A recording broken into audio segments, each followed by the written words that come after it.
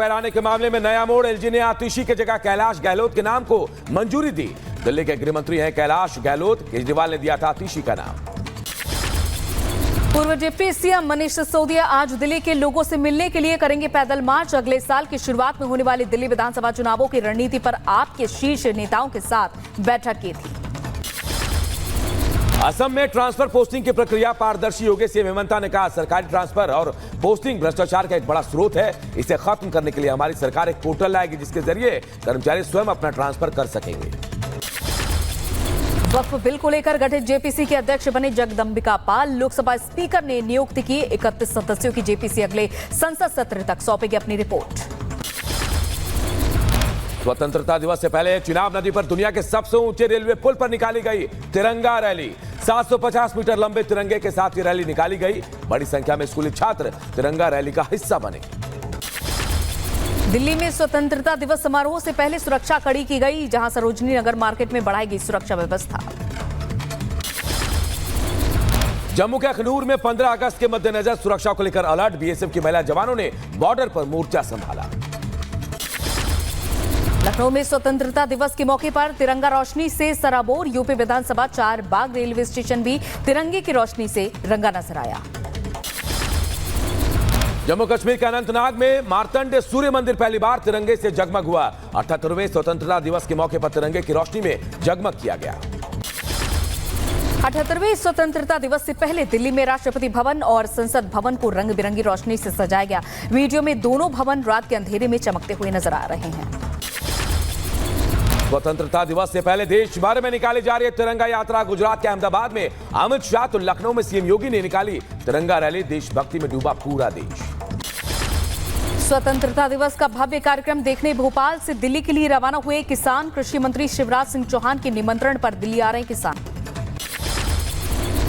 UP के फिरोजाबाद में पुलिसकर्मियों ने निकाली तिरंगा यात्रा। हर घर तिरंगा अभियान के तहत निकाली गई तिरंगा रैली। 1947 में हुए भारत के विभाजन पर यूपी के मुख्यमंत्री योगी आदित्यनाथ का ट्वीट लिखा कि राजनीतिक स्वार्थ के लिए विभाजन की त्रासदी की ओर ढकेला गया था देश। 1947 में हुए भारत के विभाजन को लेकर जेपी नड्डा ने ट्वीट किया। लिखा राजनीतिक स्वार्थ के लिए बांटा गया था देश। लोगों ने सही थी अनंत यातनाएं।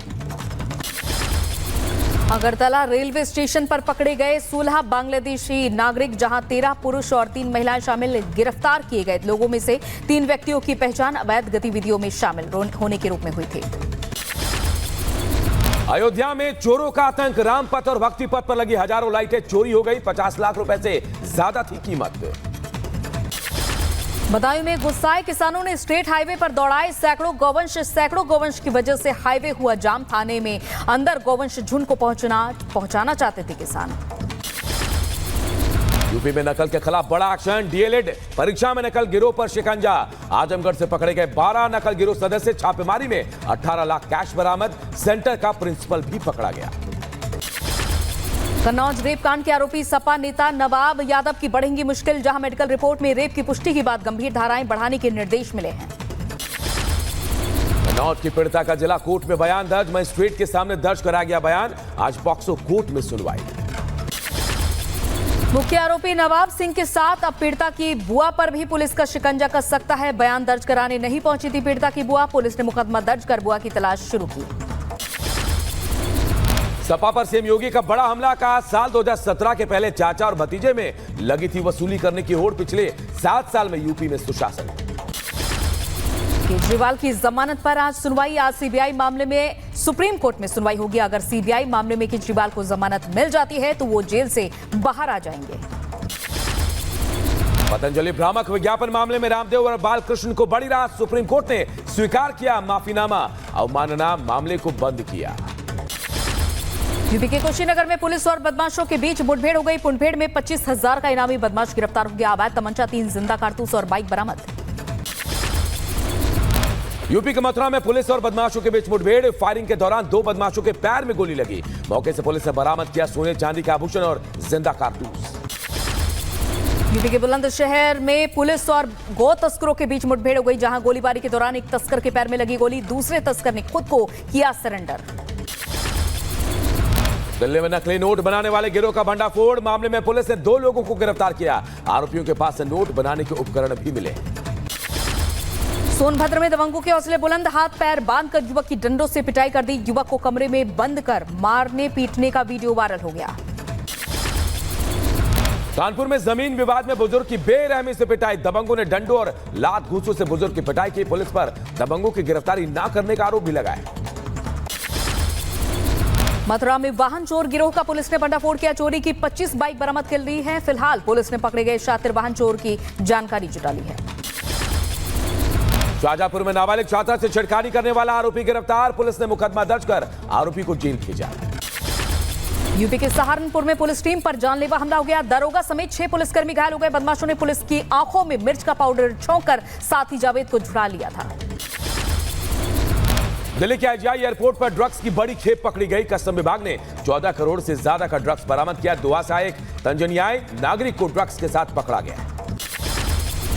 यूपी के जौनपुर में दबंगों ने गरीब का जलाया आशियाना, जहां पहले की थी तोड़फोड़ और वीडियो सोशल मीडिया पर वायरल हुआ था। कर्नाटक के बेंगलुरु में बेकाबू वॉल्वो बस ने कई वाहनों को टक्कर मारी। हेब्बल फ्लाईओवर पर हुआ हादसा, चपेट में आने से एक बाइक सवार गंभीर रूप से घायल हुआ। बदायूं में अज्ञात वाहन ने बाइक सवार को रौंदा। हादसे में महिला समेत 2 लोगों की मौत हो गई। पुलिस मामले की जांच में जुटी। सीतापुर में महिला ने शारदा नहर में छलांग लगाई। पुलिस ने राहगीरों की मदद से महिला को नहर से बाहर निकाला। अस्पताल में इलाज जारी। गाजियाबाद के इंदिरापुरम में रील बनाते 6ठी मंजिल से गिरी लड़की, गंभीर हालत में अस्पताल में भर्ती। बालकनी में वीडियो बनाते वक्त गिरी लड़की। शाहजहांपुर में ट्रेन से कटकर मगरमच्छ की मौत, 2 हिस्सों में बटा मगरमच्छ।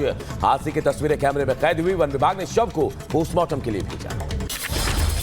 बहराइच में घाघरा नदी के पास रह रहे लोगों की बड़ी मुश्किल, जहां मूसलाधार बारिश की वजह से दहशत में जी रहे लोग, घर मकान डूबने का बना खतरा।